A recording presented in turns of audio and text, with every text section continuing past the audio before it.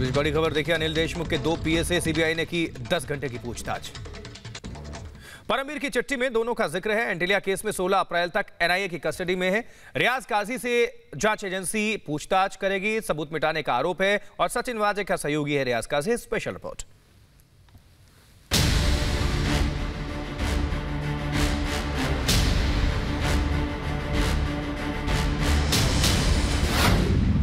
वसूली कांड में फंसा वाजे का राजदार, रियाज काजी अंदर, अब किसका नंबर? काजी उगले का राज, आकाओं तक पहुंचेगी आग। देशमुख के पीए खोलेंगे वसूली कांड का राज। एंटीलिया केस और मनसुख हत्याकांड का मास्टरमाइंड सचिन वाजे तलोजा जेल की सलाखों को आंसू बहा बहा कर गिन रहा है। वाजे को जेल की सलाखों में धकेलने के बाद एनआईए ने वाजे के सबसे बड़े राजदार रियाज काजी को भी गिरफ्तार कर लिया। वाजे की गिरफ्तारी के बाद से ही रियाज काजी एनआईए के रडार पर था।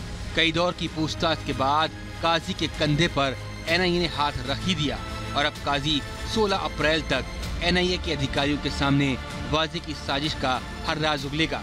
ये वही रियाज काजी है जिसने वाजे के साथ मिलकर एंटीलिया और मनसुख हत्याकांड के सारे सबूत नष्ट करने की कोशिश की, लेकिन जांच एजेंसियों की आंखों में धूल झोंकने वाले वाजे और काजी कानून के शिकंजे से बच नहीं सके।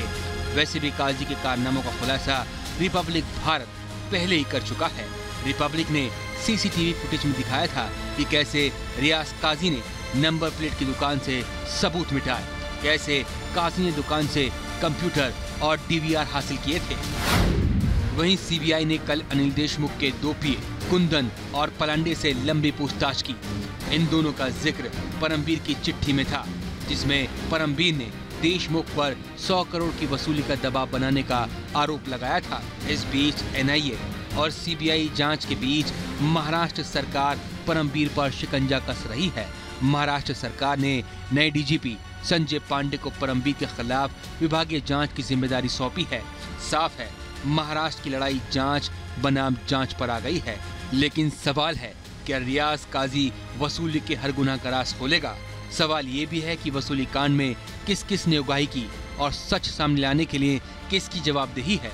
सबसे बड़ा सवाल है कि वसूली कांड का मास्टरमाइंड कौन है। Bureau report, Republic Bharat. और इस खबर पर अपडेट हासिल करेंगे, रुक करेंगे अलीशा नायर का, हमारे सहयोगी फोन लाइन पर जुड़ी हुई हैं। अलीशा, किस तरह से इस जांच को आगे बढ़ाया जा रहा है और किस तरह से और बड़े खुलासे होने बाकी हैं, और जांच को लेकर जितनी भी संलिप्तता किसी की भी है, सब कुछ एक एक कड़ियां खुलकर अब सामने लगातार आ रही है?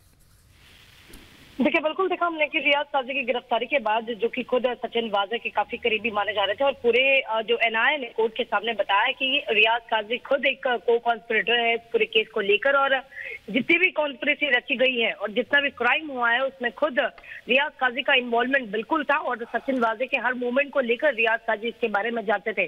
तो अब जहां तक जांच की बात करें, एनआईए भी फिलहाल ये जांच कर रही है कि रियाज काजी का मनसुख मर्डर केस पर किस तरीके का उनका इन्वॉल्वमेंट है, और साथ ही जिलेटिन 6 को लेकर जो स्कॉर्पियो गाड़ी में रखी गई थी वो जिलेटिन 6 कहां से खरीदे गए थे और साथ ही किससे लिए गए थे, ये सारी जानकारी खुद रियाज काजी के पास है।